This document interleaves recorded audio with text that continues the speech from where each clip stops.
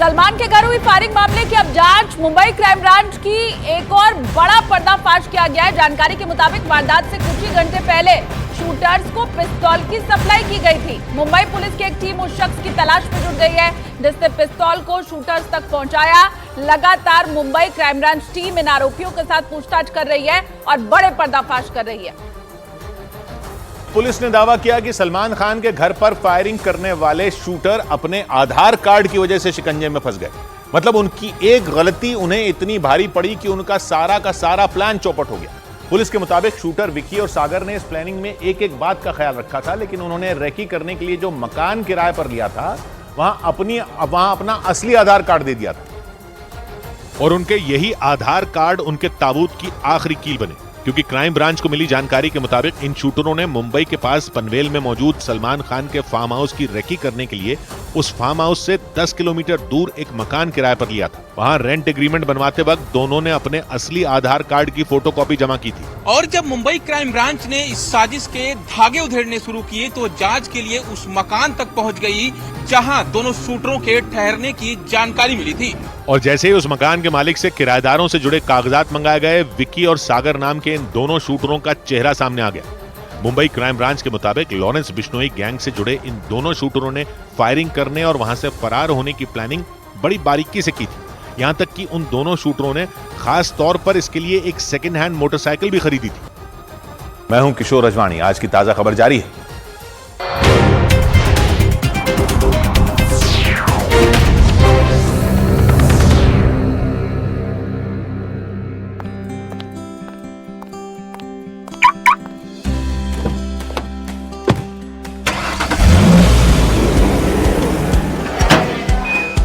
Side.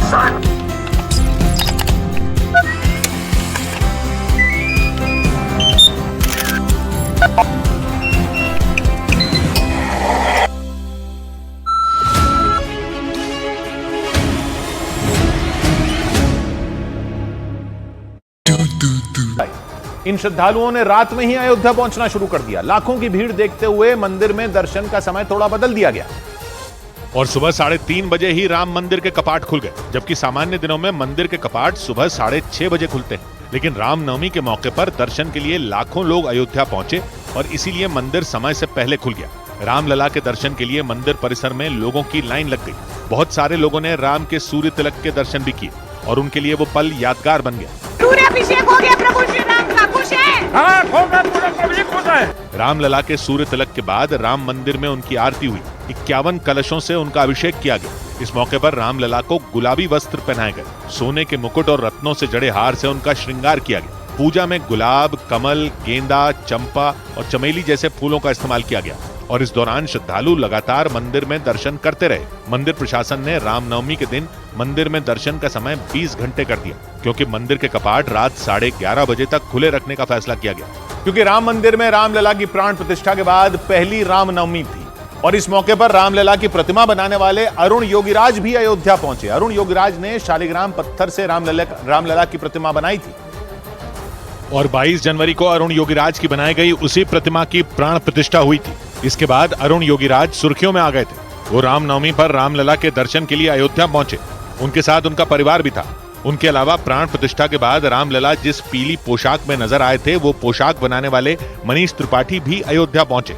यानी अरुण योगीराज और मनीष त्रिपाठी दोनों रामनवमी पर अयोध्या में हुए उत्सव का हिस्सा बने, क्योंकि प्राण प्रतिष्ठा के बाद ये पहली रामनवमी थी और इस खास मौके पर रामलला के दर्शन की अहमियत ही कुछ और थी।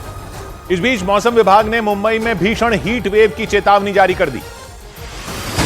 मुंबई में पड़ रही भीषण गर्मी ने पिछले 10 साल का रिकॉर्ड तोड़ दिया। मुंबई में मंगलवार को अधिकतम तापमान करीब 40 डिग्री सेल्सियस दर्ज किया गया, जो पिछले एक दशक में सबसे गर्म दिन रहा। इतना ही नहीं, मौसम विभाग ने आने वाले दिनों में मुंबई में भीषण हीट वेव की भी चेतावनी जारी कर दी। ओडिशा में पड़ रही भीषण गर्मी के बाद मौसम विभाग ने वहां येलो अलर्ट जारी कर दिया। मौसम विभाग के मुताबिक भुवनेश्वर समेत ओडिशा के कई जिलों का अधिकतम तापमान करीब 42 डिग्री सेल्सियस पहुंच गया। इतना ही नहीं, हीट वेव की वजह से लोगों का घर से बाहर निकलना भी मुश्किल हो गया। भीषण गर्मी को देखते हुए ओडिशा में मजदूरों के 11 बजे से दोपहर 3 बजे तक काम करने पर रोक लगा दी गई। पंजाब में आचार संहिता लागू होने के बाद अलग अलग जांच एजेंसियों ने मिलकर करीब 244 करोड़ रुपए जब्त करने का दावा किया। बताया गया कि इनमें कैश, शराब, ड्रग्स और दूसरी कीमती चीजें शामिल हैं। इधर उत्तर प्रदेश के मेरठ में आरएलडी अध्यक्ष जयंत चौधरी की एक रैली में बीजेपी और आरएलडी के कार्यकर्ता आपस में भिड़ गए। बताया गया कि यह पूरा बवाल तब हुआ जब बीजेपी के कार्यकर्ता ने जयंत चौधरी से मिलने के लिए मंच पर जाने की कोशिश की। उसी दौरान आरएलडी के कुछ कार्यकर्ताओं ने उसका विरोध किया और इसी बात पर बीजेपी का वो कार्यकर्ता आरएलडी के कार्यकर्ताओं से भिड़ गया। इसका एक वीडियो भी सामने आया। उसमें मंच के नीचे कई लोग घेर कर एक आदमी के साथ मारपीट करते दिखाई दिए। कोई मुक्के चलाता दिखा तो कोई थप्पड़ चलाता नजर आया। इस दौरान कुछ लोग मारपीट कर रहे लोगों को अलग करने की कोशिश करते रहे, लेकिन इसके बाद भी वहां हंगामा होता रहा। आरोप है कि आरएलडी के कार्यकर्ताओं ने मिलकर बीजेपी के उस कार्यकर्ता की पिटाई कर दी जो मंच पर जयंत चौधरी से मिलने की कोशिश कर रहा था।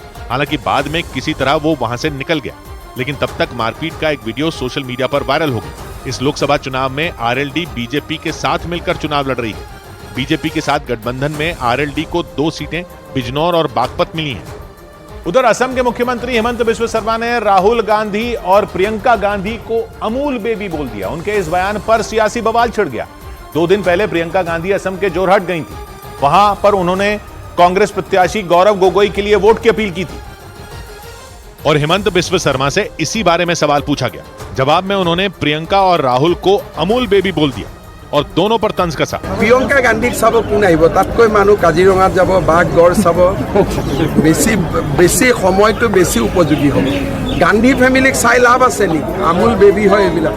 सियासत में अमूल बेबी बोलने का मतलब यह होता है कि किसी नेता को जरूरत से ज्यादा सुविधाएं दी गई हैं और उसमें असल मुद्दों की समझ की कमी है। यही वजह रही कि असम के मुख्यमंत्री के बयान पर कांग्रेस भड़क गई। वो अपने अतीत को खुद झांक कर देख ले कि उनको हेमंत बिस्व शर्मा किस पार्टी ने और किन नेताओं ने बनाया है। प्रियंका गांधी के जोरहाट में प्रचार के बाद असम की सियासत गरमाई हुई है। खबर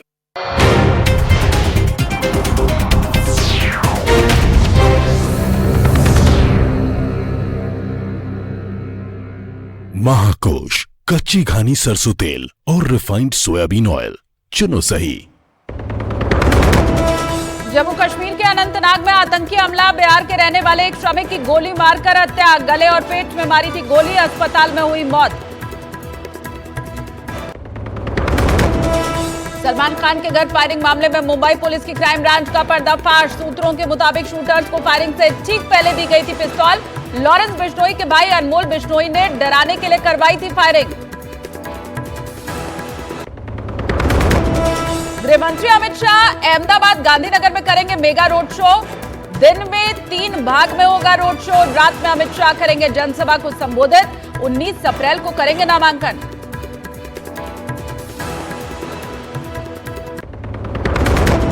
पहले चरण के मतदान के पहले शुरू हुआ ईवीएम पर घमासान। कांग्रेस की प्रियंका गांधी ने दावा किया कि ईवीएम में गड़बड़ी ना हो तो बीजेपी 180 से कम सीट पर सिमट जाएगी।